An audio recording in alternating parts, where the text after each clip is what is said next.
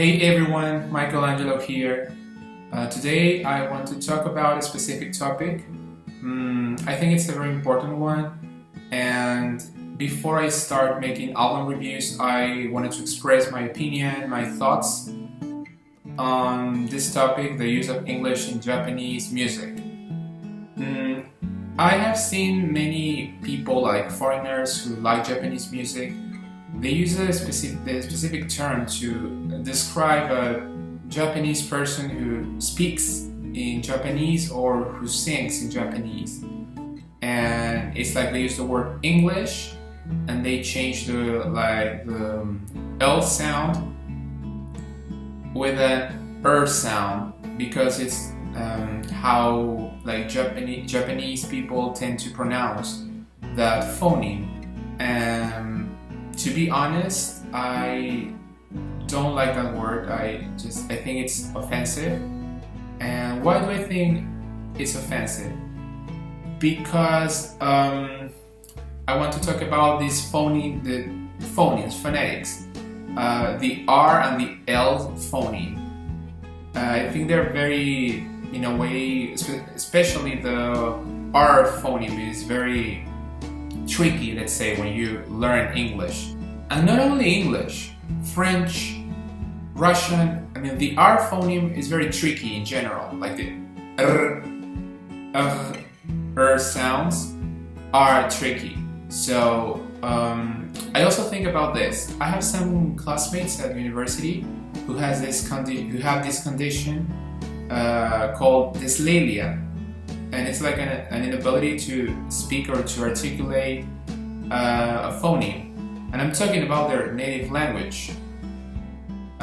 For example, they couldn't pronounce the R sound, so another phoneme came out. So that gets me thinking. Sometimes they didn't want to pronounce a word that has the R sound. And I was reading some information about dyslalia on the internet, and I read that can lead sometimes to low self-esteem and even depression, and it's not good at all.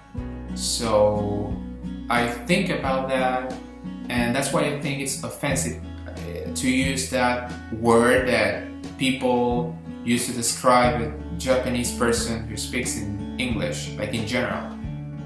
So, because in a way I think that a North American says that I can pronounce those two phonemes, the R and L phonemes, without any problem, and you cannot.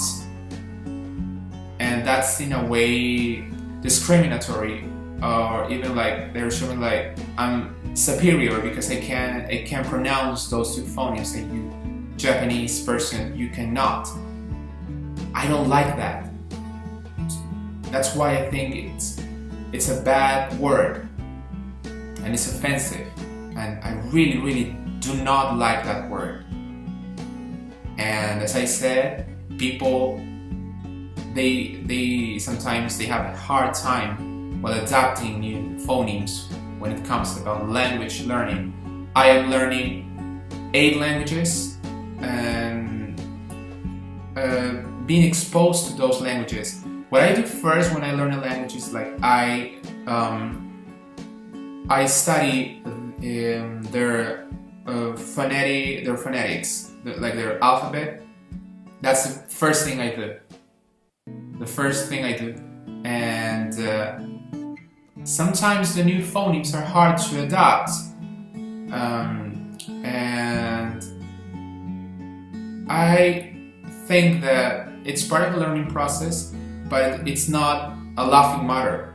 I mean, if I'm not able to pronounce a specific new phoneme because my adult brain sometimes it needs more time, or sometimes it's not able. That simple as that. And I think that happens with people. It's natural. I can say that people are doing their best. When it comes to language learning, I can show empathy. I'm learning Norwegian, and it's a very nice language. but it has this like retroflex sounds with the R phoneme. So the Norwegian R has this, when you mix it with another consonant, the sound, a new phoneme is created. So it's in a way kind of like hard to adapt that new phoneme to my tongue. And I've been trying, and for long hours I repeat words, and sometimes I get like frustrated because the sound to me is not native. But a good friend of mine, he's Norwegian, and he told me, please do not worry about that. And I think, yeah, it's not like the end of the world if I can't pronounce exactly as a native does. So yes, that's something that I think. And when it comes to, in this case, Japanese singers, what I can say, well, I speak for my artists because I love them so much, and I can feel like they're doing their best when they sing in English. And to me, that's something that I have to be proud of all the time. So I wanted to talk about this, about how like English is used in Japanese music. Now, some people say, for example, if the Japanese person can't speak English, why do they use English in their songs? Well, I think it's because English is a very commercial language.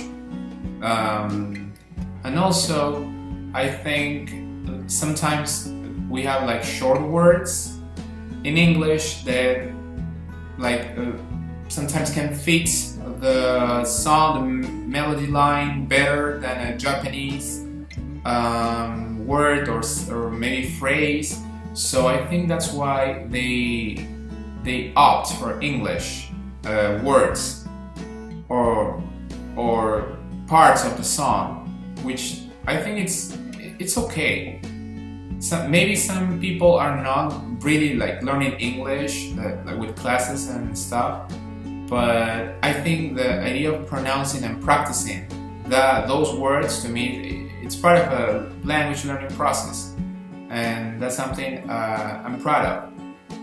We can also say that English words sound or even look more catchy, and that's why many people say it's better to use an English word than a Japanese word. I also like the fact that songwriters they use English words inside Japanese contexts. I really like that, and it gives like this different feeling with like the combination of both languages. I don't know, I really like that. It's really like different.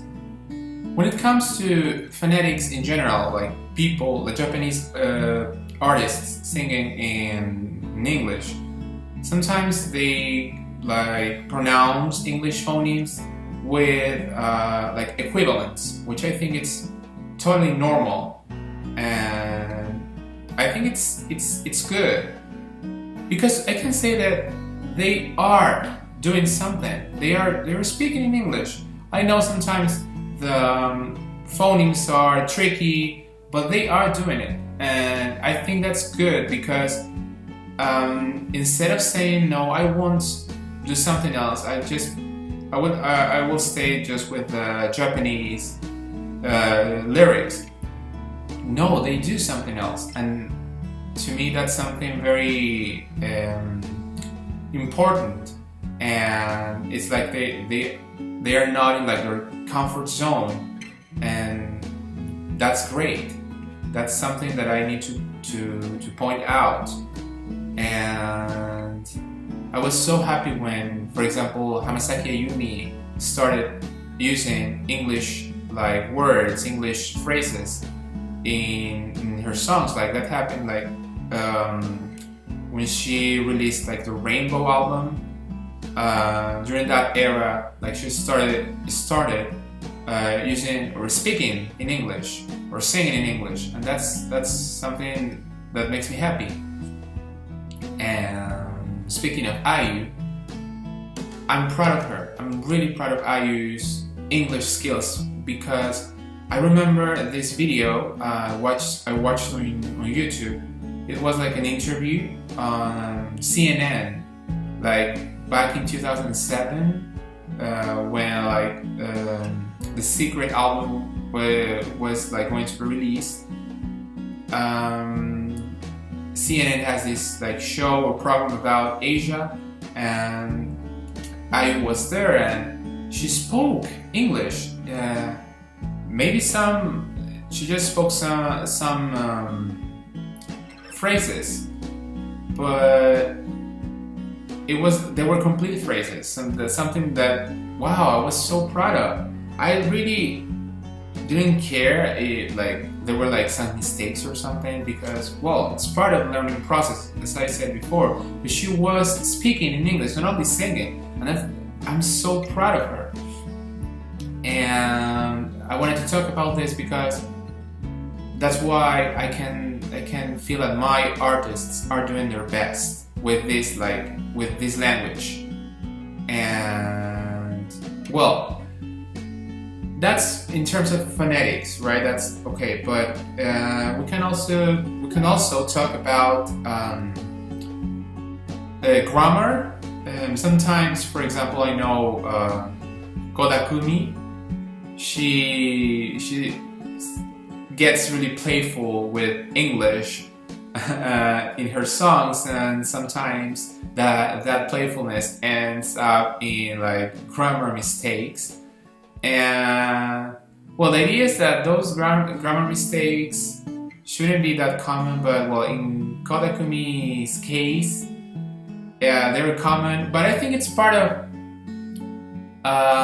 like her personality. Like, she's very like a cool, like a crazy character in a way, and that's good. I mean, I don't have any problem with that, and that's why sometimes like her fans like overlook that, because Kumi is a very like fun person, and that's it. But in some other cases, there are some like adaptations with in terms of grammar. Okay, let's take a look at some examples. We have I use interlude, Are You Wake Up. So we can say that, but that's grammatically incorrect. But I think there's a reason for that, like for that title. For example, instead of saying like "Are you awake," which is like the proper form, the proper way of saying that, I think it's not that catchy. So that's why like Japanese they wanted to say something that sounded more like cooler in a way. So using phrasal verbs like as like wake up, sometimes to me it sounds more like fun in a way, although I know it's not correct. And there was this title by, I think, Boa. She has a song that's called like "No More Make Me Sick." I learned about that song because I saw Elvis album review of this Boa album, and that title got me thinking. I think, as I said, it's just because it sounds more catchy, maybe to like Japanese people, more catchy than like saying, I don't know, enough of this sickening feeling. That sounds very wordy and not that like cool in a way. So that's why they use different words, and I think it's part of how like English, like the essence of English can be like interpreted in like Japanese contexts. So I find that very interesting. Another one is Dear My Friend, and I have some Japanese friends who use that construction. And people say, but you shouldn't be like that. It's my dear friend. Why dear my friend? And I think it's because they want to emphasize the adjective, like dear. So I think that's very nice. I mean, why like getting upset with that? I mean, it's cool because there's a reason, and it's, I mean, I understand it, and it's, when you think of it, it's very cool. It has a meaning. So yes, I know we want our Japanese stars to speak perfect English and to use perfect grammar, but as I said, there are reasons. In terms of their pronunciation, they use, well, we know they use some like equivalent phonemes when they, well, their brains can't articulate a specific phoneme, and that's totally okay. Some singers even play with Japanese pronunciation with the English pronunciation. They like katakanize some words, and I think that the katakana system is very interesting. The way they like pronounce words, like foreign words, using like Japanese syllables. It's really cool. Yes, I really like studying that and learning about that.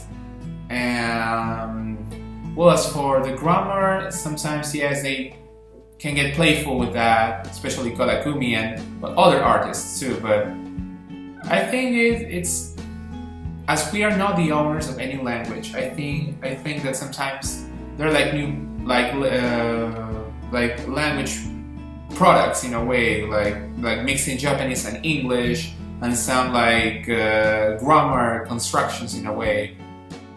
I think it's part of like an artistic process. That's what I can say about that. Well, so, and I'm talking about when it comes to this like pronunciation situation. There are like some singers, for example, Utada Hikaru, Crystal K, who like have like English as like their first language in a way. They kind of like have like both first languages, like English and Japanese, and that's good. Or even sometimes we have like cases like Miwa Yoshida, which is like the vocalist for the band Dreams Come True, who has like a native like English, and she was not born in like North America or an English-speaking country, or she doesn't have like English roots. She's like Japanese, 100% Japanese, but she really liked English since like she was very young, and she was like exposed to a lot of English artists, and that helped her pronunciation. And that's okay. And well, other artists, well, they didn't like they were not exposed to English when they were like younger, but it's okay. I mean, I don't see that as something negative. What I can say is that they are doing their best, and for my artists, I can say that I'm really proud of them. I'm really happy that they are doing their best. I know it's hard, because as a language learner, I know how like hard it can get to get new phonemes, as I said before. So I won't say anything else about like the English skills of my artists when I like start reviewing stuff, because that's why I wanted to do this video. But what I can say, like in general, to all my artists is that thank you very much for your effort, and keep on doing your best with like English pronunciation, and just keep on practicing. And well, thank you for your effort. And that's it. So that was well, my opinion about English and Japanese people, Japanese singers who use English. And thank you very much for watching, and see you very soon. Bye.